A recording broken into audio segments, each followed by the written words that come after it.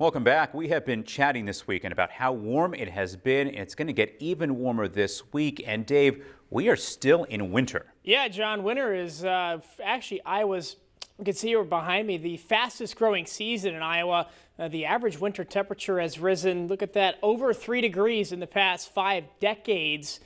With those warming winters comes a longer growing season, which of course can be good for Iowa's farmers, but there are both pros and cons to that. Meteorologists Brandon Lawrence and Taylor Knust dive in. Farming is at the core of who we are as a state, with more than 26 million acres of cropland stretching across Iowa.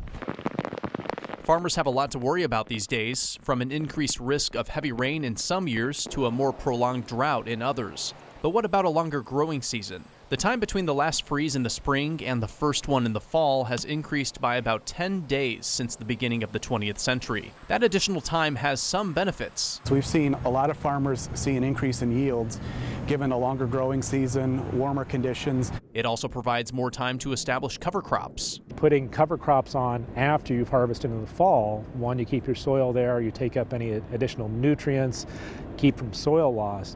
If you have a longer growing season, maybe you keep the same variety and you harvest a little bit earlier, but then you put that cover crop on, and then it's got more time to grow in the fall. It's a good plan in theory, but the warmer climate is leading to wetter weather when farmers need to get work done. We've seen increase in precipitation in spring and fall, so we have seen wetter periods in which farmers weren't able to get out into the field. More erratic weather patterns may negate the positive outcomes of a longer growing season. For example, these extremes can throw off the timing of the pollinators farmers rely on. You may have a crop that needs to be pollinated when the bees aren't there yet, and then that leads to a mismatch. Having fewer cold days also brings greater challenges for pest control. If you don't get as much cold, maybe they don't overwinter in Texas, they overwinter in Arkansas or southern Missouri, that it's easier for them to make their way northward instead of having to come from as far south. Iowa State University experts predict the negative effects of climate change will eventually lead to lower annual yields for farmers. The question now, Taylor, is how farmers can adapt to keep their business viable and remain profitable.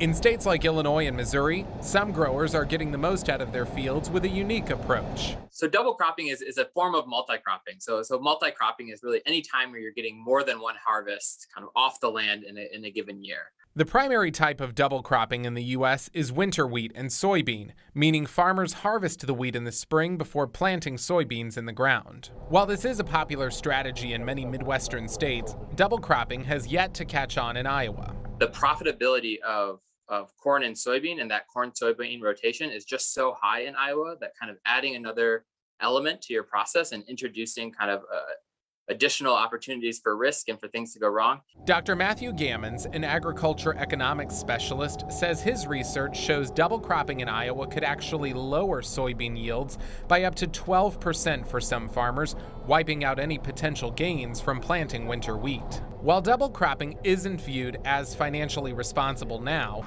there are new practices constantly evaluated to help farmers adapt to Iowa's changing environment. We don't know all the answers right now, so that's why we want to try to work with producers. We work with the USDA and the Climate Hub and trying to help people, come up with ideas to try to deal with some of these resiliency issues.